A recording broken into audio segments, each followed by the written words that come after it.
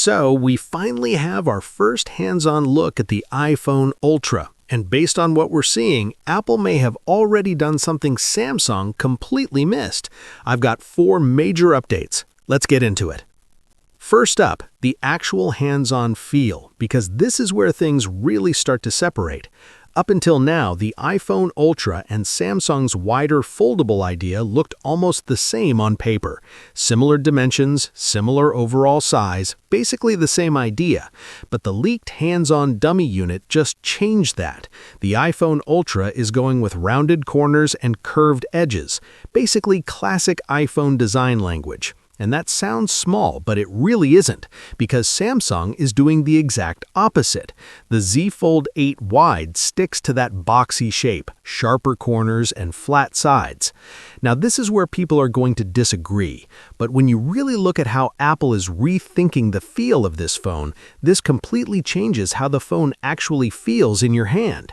That wider 4:3 aspect ratio already improves multitasking and video playback. But the bigger point is this: it feels like 2 different Apple products combined. And because of the rounded design and the button placement, both modes actually feel natural. And honestly, that alone could make this feel like a totally different category. Now here's something I genuinely did not expect, and honestly, this might be one of Apple's strangest decisions. They're adding a dedicated camera control button in their first foldable iPhone. You've seen this before, and let's be honest, the reaction wasn't great. But here's the crazy part. Apple is sacrificing internal space just to keep it. And on a foldable where every millimeter matters, that's a big trade-off. So the question is simple. Is this actually worth it? Now let's talk about what Apple wanted to be the headline feature, except they might already be late. Apple clearly wants the iPhone Ultra to be known for a true crease-free display, but Oppo may have already beaten them to it.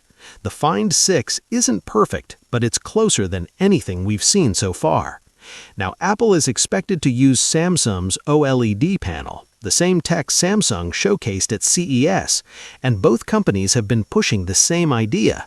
But it's not happening just like that. The iPhone Ultra crease could come in under 0.15 millimeters. That is extremely thin. But at the same time, Apple is quietly admitting something important. A completely crease-free foldable just isn't realistic right now. And that changes everything. This is no longer a race to be first. It's a race to be the best version of second. That's still impressive, but the headline Apple wanted may already be gone. Now here's the part that completely changes the story, because the iPhone Ultra isn't even out yet, and it might already be winning. Right now, Samsung dominates the foldable market, but projections are showing something massive. Apple could capture nearly half the foldable market in North America in its first year. We're talking about going from 0 to around 46%. At the same time, Samsung could drop below 30%. That is a huge shift. But there's one problem. The phone still hasn't launched, and this is where things get messy. Some reports point to a September launch, while others completely disagree.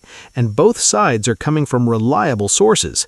So right now, we don't have a clear answer. We know the design, we understand the strategy, we even know the demand could be huge. But until Apple locks in the timing, there's still one big question left.